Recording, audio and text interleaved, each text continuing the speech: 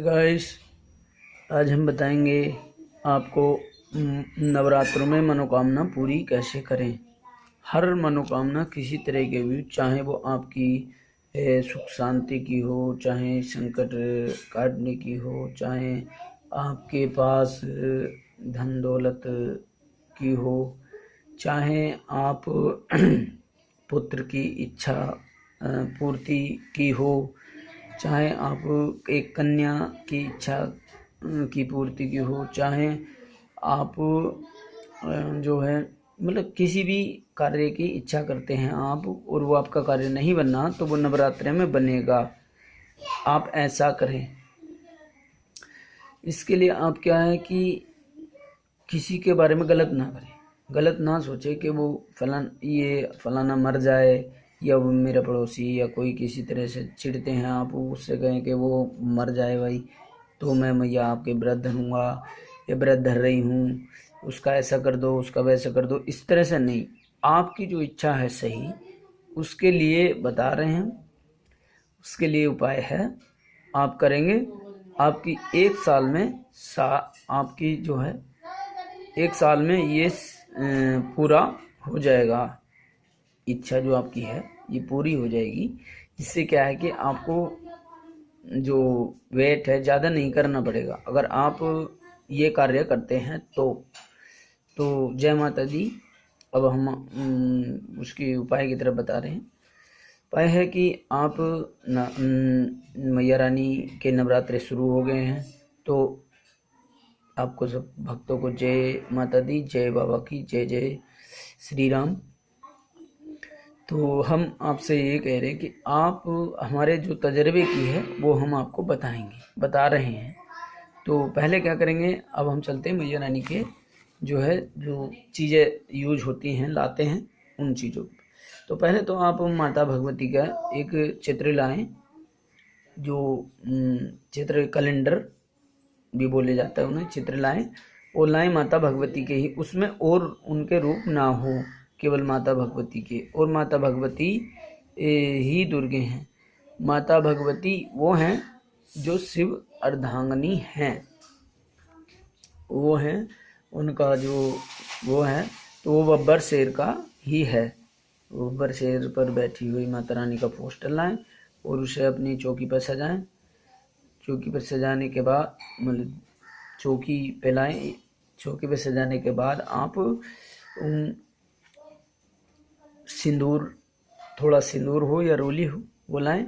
एक नारियल के ऊपर एक छोटी चुंदरी और धूपबत्ती और पंचमेवा यानी काजू बादाम किशमिश और मुनक्खा वगैरह, ये छुआरे, ये चीज़ें लाएं। और इसमें जो है थोड़ी मिश्री भी लाएं, मिश्री। तो ये चीज़ें आप लाएं, पंचमेवा।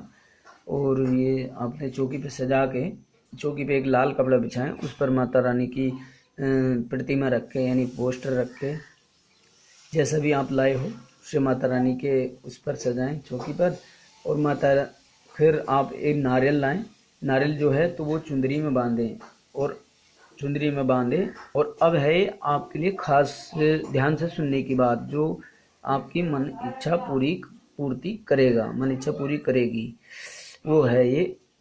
अब ध्यान से सुने, जैसे बता रहे हैं ऐसे करना है, तो आप जो है 1 वर्ष में ही अपनी इच्छा पूरी कर लेंगे। तो पहले क्या करेंगे, आप नारियल उठाएंगे, नारियल लेकर उस पर चुनरी लपेटेंगे।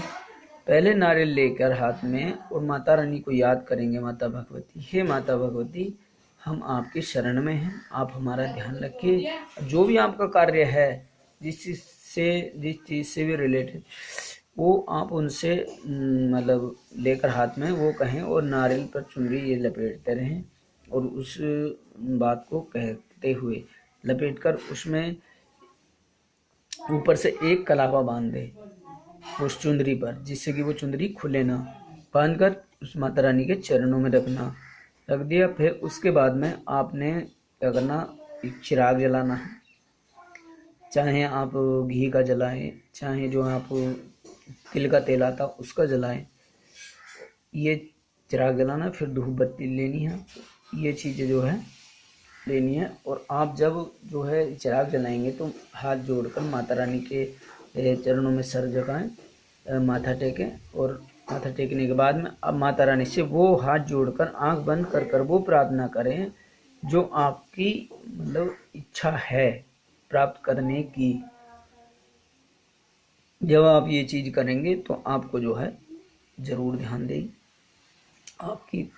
और 9 दिन तक व्रत धरें, ये पूरे ही व्रत धरने पड़ते हैं। आप व्रत का माने क्या है कि 9 दिन तक आपको पूरे व्रत धरने हैं।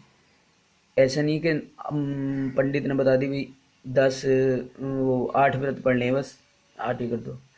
90 दिन जो है आपको 9 कन्याओं को खवाना है। 90 दिन पूरा करके 10 जैसे 9 व्रत हमारे पूरे हो गए, तो जैसे आपसे 10 दिन आ 9 दिन हो गए पूरे, और 10वें दिन हमें कन्याओं को खवाना है।